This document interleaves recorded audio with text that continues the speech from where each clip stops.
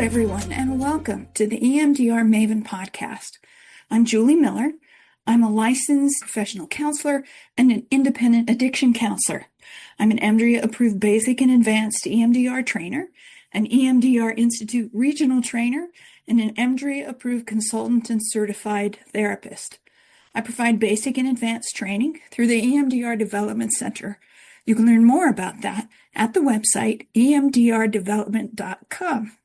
This is season 2 of the EMDR Maven podcast.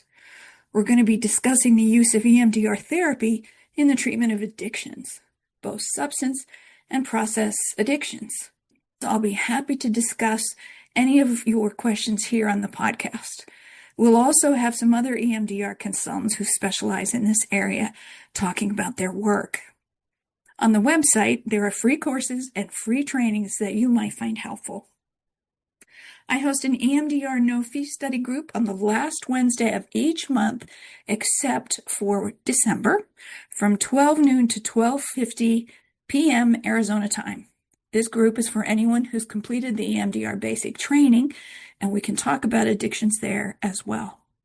So send me an email, and I'll be glad to send you the link to the Zoom room that we use for that consultation group. Again, you can contact me at jmiller4721@gmail.com. So send me an email with any questions you have, or if you'd like the link to the no-fee study group on that last Wednesday of the month, jmiller4721@gmail.com.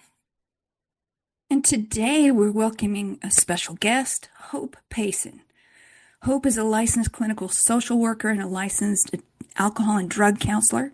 She has over 30 years of experience in addiction and trauma treatment and currently assists private and nonprofit organizations in creating trauma-informed systems of care. Her areas of specialty include working with clients with histories of developmental trauma, incarceration, and financial hardship. Hope presents internationally on topics ranging from EMDR therapy, complex trauma, addiction, and ways to promote individual and systemic recovery. She's the producer of the film Uprooting Addiction and authored a chapter of EMDR and group therapy, Emerging Principles and Protocols to Treat Trauma and Beyond. She was awarded the 2024 EMDRIA Ambassador Award for her efforts to share her knowledge and expertise within the EMDR community. I'm excited to have Hope with us today so we can talk about her work and some of these things that she's accomplished. She's a friend, and I've known her for several years, so let's welcome Hope today and listen to what she has to say. Thank you so much for being with me here, Hope, for our listeners to learn more about EMDR and addiction. And I wonder if you would like to start by talking about the work that you do with EMDR in group with addiction treatment. Thank you for inviting me. And, for most folks who work in the addiction world, group work is a part of what we do. So it was kind of natural to me that group work would be included. When I got trained in EMDR, I was glad to see there were group protocols. But I got involved in talking about group and writing about group with EMDR more, mostly because of my consultation work with nonprofits, where there'd be one EMDR therapist, and like 25 clients who want to do EMDR, and how so many of the things we do to prepare people could be done in group and has been done in addiction work forever. So trying to be like scripted out for busy therapists, like trying to script it out and explain it so that we could see, all right, how can we do some of this work in group? Not just because it's efficient, but also there's so much shame when you come in with a history of addiction and being around and so much disconnection. So the chapter in the book that I wrote, I called it Reconnection because it's about being in group, reconnecting, talking about how trauma affects all of us, talking about ways to stabilize. And so doing it together is a good experience clinically, but also it prepares the client to do the individual EMDR work with a therapist afterwards. So instead of me doing calm place with one client after another, I could do calm place with 8 clients at one time. They Mm-hmm. can even talk about it, like, wow, comp place is easy for me after, or it was hard for me, and why it's easy and why it's hard and what intrusions are. So all of that could be done in a group versus being done individually. Yeah. The book that you mentioned, are you talking about the EMDR group therapy book? Yes. Or, oh, okay, great. Would you say something about that and the chapter that you wrote for that? Yeah, so I knew Regina Morrow Robinson, one of the editors of the book. She asked me to write a chapter on EMDR and addiction, and I kind of had the freedom to write, whatever I wanted to. And so that's where I started to think about more clearly talking about what types of groups you can do with this particular population, but also some of the things that we might worry about with this population, because many of them have complex histories, Right. histories of dissociation. So, how to manage it, why group would be a good idea, and some guidelines in that chapter. Because it really depends on the treatment setting you're in, like how much group work you can do and what you want to work on. So that's the chapter. Yeah, it's about Yeah, nice. group work and Yeah, some very specific pointers, how to I create. really liked all of the different kinds of groups that can be done. Like there, a lot of resourcing that can be Mhm. done. And I think that's a really important use of EMDR in groups is that it Mhm. can be focused on positive things, which I think is helpful with reducing the likelihood that people are going to get triggered when others are talking about how they acted out or what their addiction was about. So it helps build up resources without necessarily triggering someone, which is a big piece of, worry about EMDR and addiction. In the world that I came from in residential treatment settings, they were very reluctant to do anything that might trigger someone. Even if they were in a higher level of care, they wanted to reduce that or keep that to a minimum. And I think in a group setting, it is a good thing to reduce that and keep it to a minimum. In individual settings, I think it's great to process through any triggers. But certainly with the group, it's helpful to just have things focused on the positive more so. Yeah, I mean, what I wrote about is that I see no reason why you can't do phase two activities in Mm-hmm. group. So you Right. can do your complex in group. You can create a container in group. You could do the first part of the detour protocol, envisioning the positive treatment outcome in Right. group. All of those things. You'd still, I think it's good to talk about in group the fact that there might be intrusions, that some of the activities, even though they're positive, could be hard, and to normalize that Yeah. that happens, and then what to do if that happens in group. All of those things, if those groups go well, could be then you learn all those things. You can learn it to do group reprocessing if you're in a setting that allows for that. And maybe you start with common things that happen, like the last bad relapse or a past treatment failure that everybody can relate to. But before you've done that, you've already practiced how to ground if you check out, how to manage intrusions, how to not share between sets, if you're doing a reprocessing group versus a resourcing group. Mm-hmm. Yeah. So the information I thought in the chapter that you wrote was very specific and helpful in knowing what to do step by step. But of course, having to play things by ear. Mm-hmm. Have you used any of the group protocols for reprocessing in an addiction group? Now, Okay. mostly I've done group work to do history taking Mm-hmm. and group work to do assessment of triggers, Mm. and group work to do resourcing. Yeah. But mostly because I wasn't working in the setting where I had enough people. If I were working in an organization, I think it would depend on the goals of the organization, how long I had the clients for, Yeah. I and what the think goals there's were. yeah, I just think that the GTEP, the group traumatic Mm. episode protocol, is a really nice fit for addiction Yep. because you don't share only the Hmm. positive. You don't share about the stuff that you're working on, Hmm. either, specific issue or specific target. And I think it's so nicely structured. I think it's a good Hmm. fit for Hmm. addiction. I haven't done it with addiction clients. I would love to. Yeah. But again, I'm in a private practice setting. I don't run groups, so it's difficult to see how that might work or to be able to do that, but wanting to encourage others who are working in those settings in agencies or treatment programs to be able to provide that kind of treatment. I think that it's really significantly, it it can improve outcomes so Mhm. significantly Mhm. with keeping people in treatment, reducing recidivism, reducing relapse, that sort of thing. And Mhm. it doesn't take a whole lot of it. It Yeah. doesn't take too much. Yeah. And there are Yeah. a lot of common experiences. I know I felt GTEP was really had a lot of safety pieces Mm-hmm. placed in it in the Mm-hmm. process that would make it really easy for people to use and Mm-hmm. safe.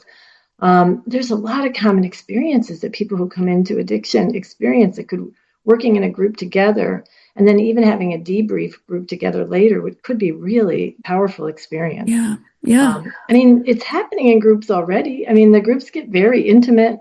When I was doing group Yes. work back in my agency-based days, I mean, we have really intense groups, and they were really helpful Mm-hmm. to normalize, the stigma Right. that comes along with being addicted, the Right. painful things that happen before you get to treatment, and then Mm-hmm. your fear, your future fear, like that would be an awesome group to do. What you anticipate will happen when you get out of Yeah. treatment and what you have to face when you come out, when family is glad to see you, but probably still pretty upset with you. Yeah. So there's a Right. lot of great things that could be done in group. I Very think it's much so. untapped, at this point. And the connection that's formed in group, the bond that you get with groups that work together maybe every day in a Mhm. treatment setting, if it's residential, is so important to deal with that connection need that's not met. Mhm. Susan Brown talks about it's an attachment disorder. It's the opposite of addiction is connection. Mhm. Johan Hari and that idea, I think, is group is so important for treating addiction for just that reason. You get Yeah. that connection. People will be friends for years after they've been through treatment together because of that bond. So I, Yeah, I and I really think do think group's important. there's so many ways that people with addiction get disconnected, and so the Mm, group can allow you to reconnect with other individuals who've had common experiences. But I also think EMDR in itself helps people reconnect to their own bodies, mm, their own histories, mm-hmm, because addiction is quite dissociative, and you can put things in your body that you normally wouldn't. You can check out from your body. So mm-hmm, doing the body scan pieces, and all the resourcing where you sit and you notice what helps you feel calm and what makes you feel anxious, helps you reconnect in a way that I think is very useful later for a stable recovery. mm, Can I do this? How do I mm, know when something's safe for me or not? And how can I stay solid in my recovery by checking in with myself? mm. Very much so. Hmm. Would you say something about the other book that you have coming out later this year? Yeah, so in my community, I was concerned about I think in the trauma treatment world and the addiction treatment world, we're very familiar with the connection between trauma and addiction. That's just kind of like a no-brainer for us. Right. But until the general public sees that and understands that, we don't really get that robust funding for treatment on demand. Mm, yeah. It's still stigmatized. It's still kind of, there's a blame the people who struggle kind of attitude. Mm-hmm, So I got involved with a project to create a documentary to create conversation spaces within my community. And it's called Uprooting Addiction. And mm, to make it, I brought together 13 people in various stages of recovery who were willing to just blow all their anonymity, come and be filmed, not get paid. I mean, it was quite the endeavor trying to yeah. get the money, get it going. I had to create a framework for it. So I created this process where we had a tree printed and I put it up on the wall and we traced addiction from the roots up. So we Mm, started with the roots of the tree and talked about neglect, trauma, temperament mismatch between family and you, the negative cognitions that developed, so people could really follow the tree and then some of the addiction memory networks, the triggers and the urges, all the way to the top. So as we created this and we did it, we filmed it, it became a piece of the documentary. The primary focus was really the lives of the people in the retreat that day. Mm-hmm. So after it was done, I showed the film and we had talkbacks in my community, and people asked, could I give them the handout for the tree retreat that I created? And that's the book. But Mm, it wasn't just a handout. It took a while to write. I'm still I'm editing sure. the final chapters. But basically, what it is, it's a manual. I remember when I worked in agencies and I had to run groups that I had no planning time. Like I Mm, literally had to just go run the group, and I would right. copy these chapters of different books and workbooks, and then follow the script. So Yeah. that's what this is. It's a script that goes through ComPlace. So you basically you copy the script and you read it, and so it teaches ComPlace, container, a number of resourcing protocols. And then it goes into basically phase one activities, looking at the roots of addiction, talking about the Mm, negative themes that develop, so that by mm-hmm. the time the person is through this group process, they'll understand dissociation, how to manage it. They'll have a fair amount of resources, and they'll also have looked at the connection between their history and their addiction. So they're very well prepared to go into individual work or group work and do some work on the traumas that they've identified in Mm, the group. So it's a yeah. step-by-step manual. You basically photocopy or download the pages. You can read them. And you build this sculpture, so it's very visual. So the tree is printed and put up on a wall, and as people talk, they go up and they put the leaves on the tree and they identify their traumas. Mm, So that it came from the film, and then it took years after the film to try to put the pieces together in a book format or a workbook format. So that should mm-hmm. be published maybe the fall. I'm What's the pretty. name of the book? What's the title? I had to write it down because it's had so many names, but it's it's exploring the roots of addiction and growing towards recovery. Nice. And on my website, which is just under my name, you can put your name on a mailing list so that when it's done, we're Mm, self-publishing to keep it inexpensive so that people yeah. can download it. It won't be an expensive book. It'll be accessible. Either you can get a hard copy or you can just download the PDF. We're Mm-hmm. hoping mostly it was geared toward agencies that are understaffed and don't have a lot Yeah. of funding and get a lot of clients. Yeah. Yeah, Yeah. so I love that. I think I would have loved to be able to use something like that in a group setting since I don't yeah. do groups anymore. But I think that would be so helpful. There's a lot of agencies around here, lots of substance abuse and addiction treatment through agencies in the community.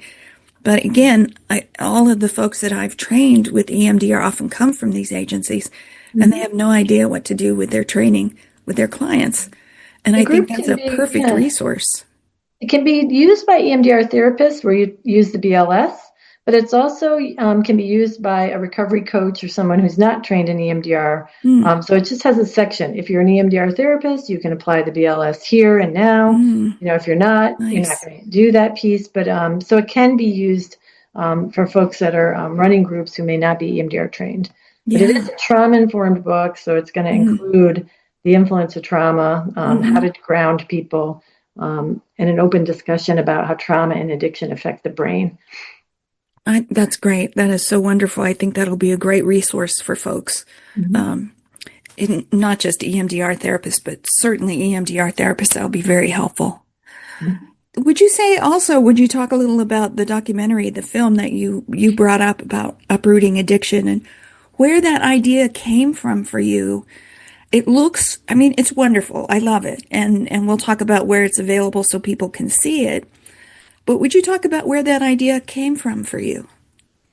Yeah, so it came from I was going to meetings within my community as we dealt with the opiate crisis, which I mean, I've been doing outreach for 35 years, has been around for a long time. Yeah. But I was going to the meetings and I was a little concerned that people were overly fixated on how powerful the drugs are, where the drugs are coming from, how to control who gets Narcan and who gets harm reduction materials.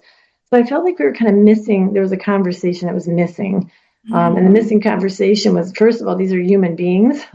There are family members or community members that addiction is related to pain, and that if we understand it that way, that we should have kind of a good community, a different community response than we're having. We're still a little bit into punishment and very limited in what kind of treatment people can get when they're really mm, ready.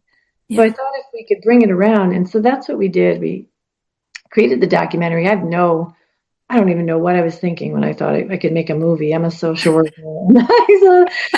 But I sent out an email and I said, does anybody know anybody who can shoot a better video than me? Because my videos look like the movie The Ring, all shaky and terrible. Yeah. And this film producer answered because somebody had passed it along. And I met with her and she said, I don't know anything about this world you're talking about. I don't know Mm, anything about addiction. I don't know anything about trauma. I don't know who Gabor Mate is. Like who? mm, And so she said, I'm interested. If you can get some people together and we can film them for a little while, I might be willing to help you. I mean, you would think it would be hard to get people, right? So I sent an email out. Anybody want to just totally blow their anonymity, talk about all this personal stuff? I'm not going to pay you. We don't know what the movie's going to do. All these people volunteered. uh, And I had to, kind of vet them. And one guy said, I've been using heroin since I was 9, but I don't have any trauma. Can I be in the movie? And I said, yeah, you can be the one guy with no trauma in the movie. He had an A score of 9. yeah. You know, but so then all these people show up in my house and we just start filming. And the film crew was like, at the end, we had support people here for the people who shared their stories. They were eating pizza, talking, they're in recovery for a while. They're used to Yeah. this. The film crew was kind of blown away and needed Mm, support people. And then we took it on the road. We took it in our community. We got people to talk back. We brought it to libraries, schools. I've been in lots of places with it. It's just a way to start community conversation. As a way of shifting the narrative. And our yeah. community is very trauma informed. It was already moving there, and the film was a part of it. But we're, much more. We have harm reduction available. We try to have treatment on demand, but the understanding that addiction is related to trauma is really firm now, Mm, and that's kind of what we were hoping for. mm, Yeah, but it came from that concern I had. I come from an intergenerational trauma family that has a lot of addiction and a lot of losses, mm, and I wanted people to have an understanding about at least what I see as addiction as being a symptom of pain. yeah. So, I think that's a really important way in which you've kind of helped create some compassion in your community for folks who suffer with addictions and to not just see them as certainly weak or maladjusted in some way, that they're suffering from trauma and pain and that sort of thing. So I think that's really positive. Now, if someone wanted to see the documentary Uprooting Addiction, how would they go about finding it? if you have a Prime membership, it's on Amazon Prime. And then also it's available through Canopy, which is like a library system. So you Yeah. can access it to the library. Yeah, Yeah. that's how I saw it. I watched it Yeah. on Canopy. Yeah. And Yeah. I think Gabor Mate has really done wonderful things to help in the EMDR world understand addiction better. Mhm. Because there's, obviously not that many people that do EMDR with addictions in our world. And there need to be a lot more people getting trained and learning how to do this. Mhm. So what do you think is something that maybe there's suggestions you want to make to new EMDR therapists, perhaps, who work with people with substance use or addiction, or any advice that you might have for them? What do you think? Well, I think most of the people that I work with who struggle with addiction are extremely strong. They're survivors of things, many things. And they also have the capacity to really meet you with a lot of honesty if you can meet them, with and develop trust and meet them with that also. So I don't think it's risky to do EMDR with people who struggle with addiction. It's been Mm-hmm. the most hopeful thing in my career. I mean, I Mm-hmm. got trained in EMDR because I was doing outreach on the street.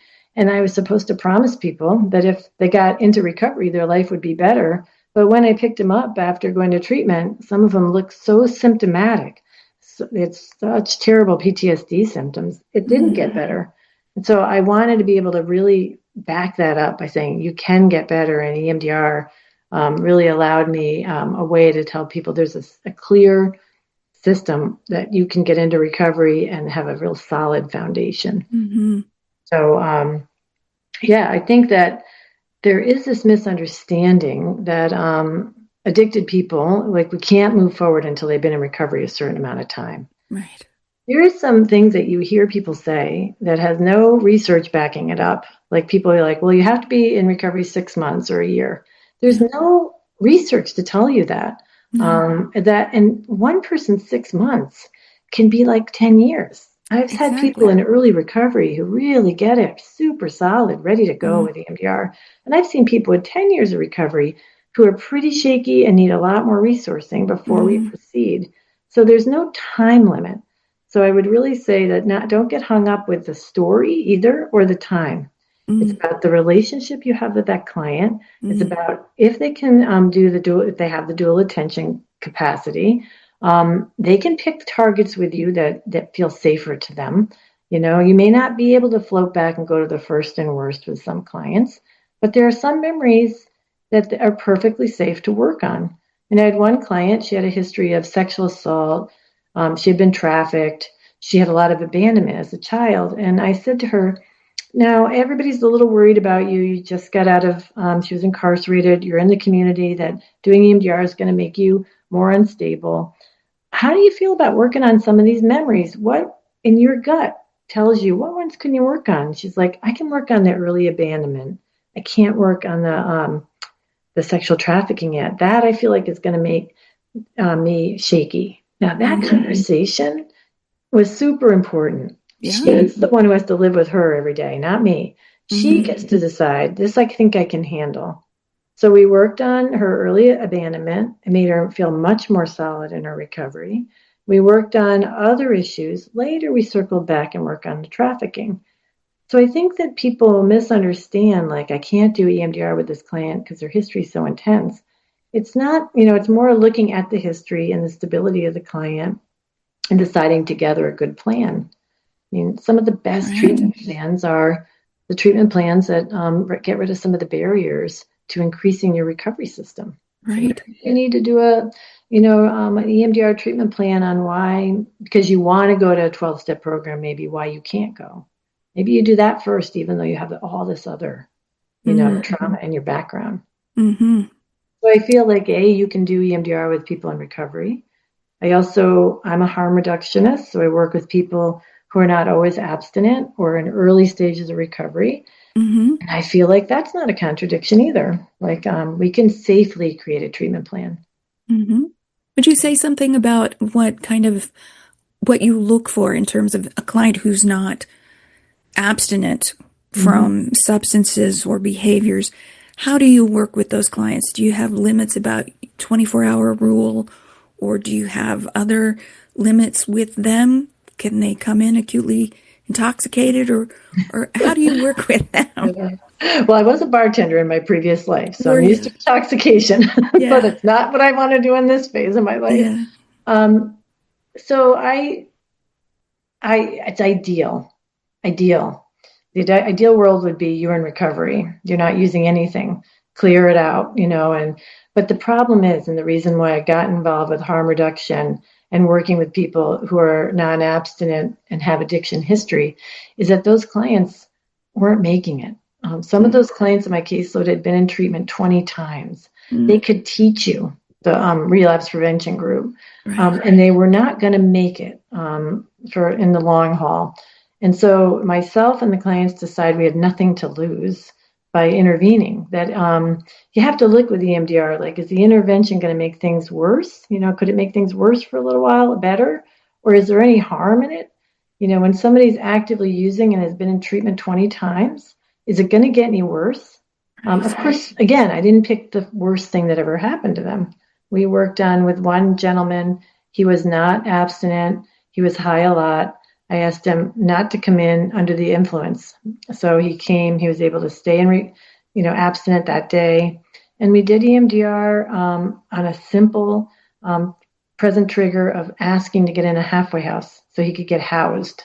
That was it, just to get him housed. And then once he got in, he was able to get a leg up in his recovery.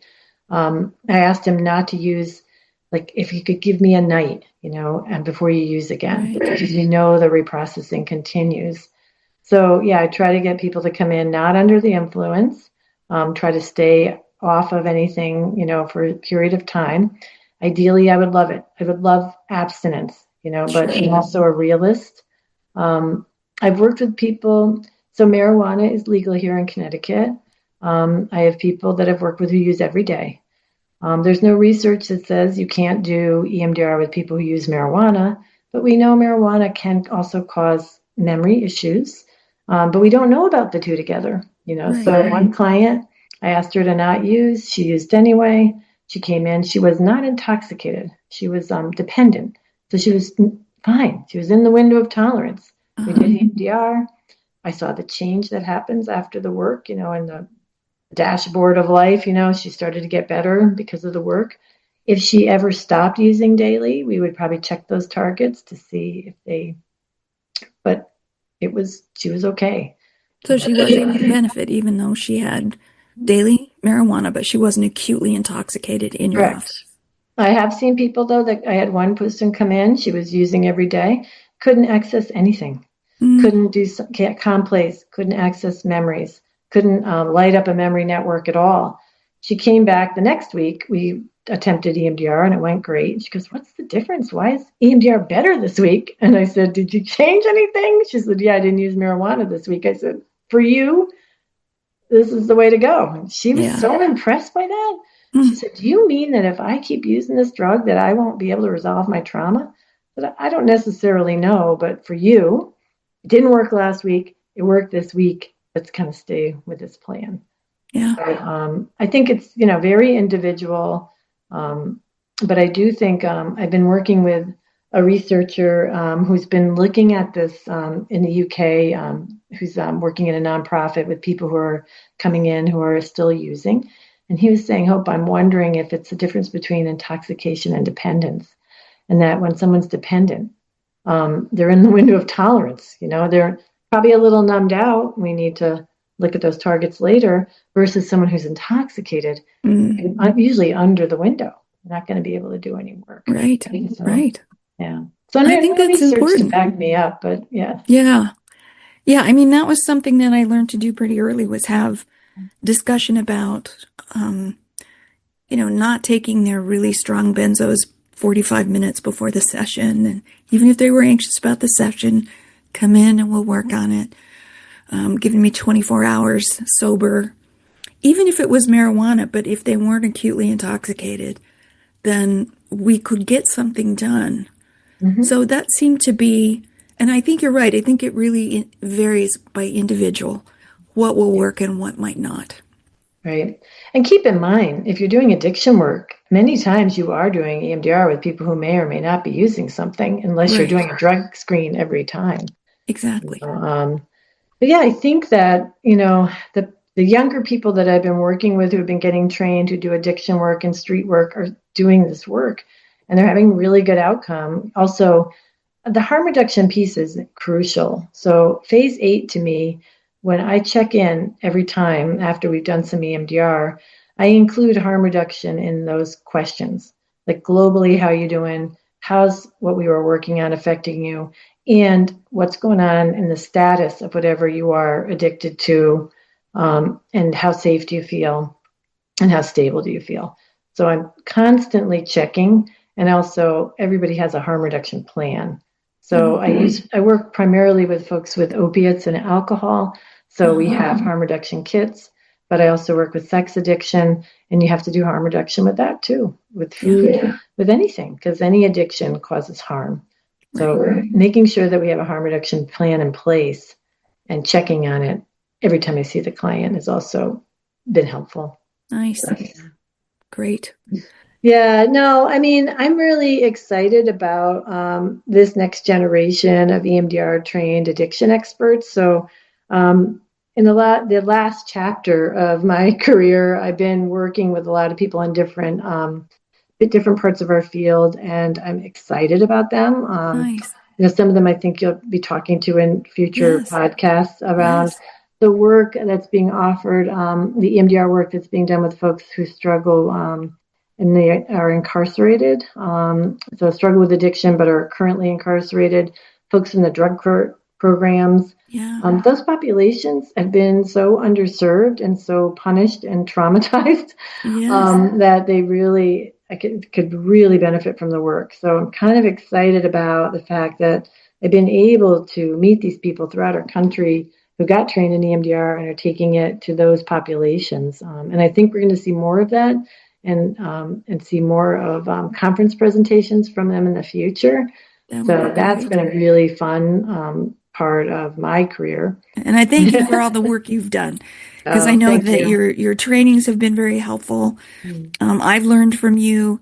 I think the group book and the treatment book that you've got coming out, awesome. And I think the documentary could be used in some really positive ways because, nobody out here knows anything about it.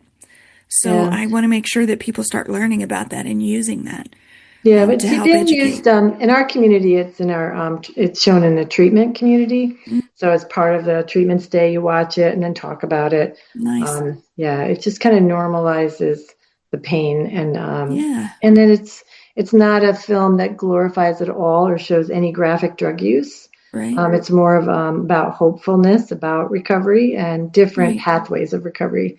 right. And several people in the movie did EMDR as a pathway of recovery, so you get a little tiny smidget about Yeah, EMDR in there. yeah, yeah. It is in there. It is in there. And Gabor Mate is just amazing. So it's very, very nice to see that, and I'm hoping to share that with more people as well. Well, is Great. there anything else that you might want to share with any of our listeners, some of whom know nothing about addiction? Well, I would say don't be afraid. Mm, It's a wonderful population to work with because when people get into recovery, I mean, one of the beautiful things about this is that I did group work and I was a community organizer, and I thought the individual therapy, is it going to reach enough people? mm, So many of my clients, after they gain a lot of recovery time, go into our field and do advocacy work and make changes in the system. So the ripple's big.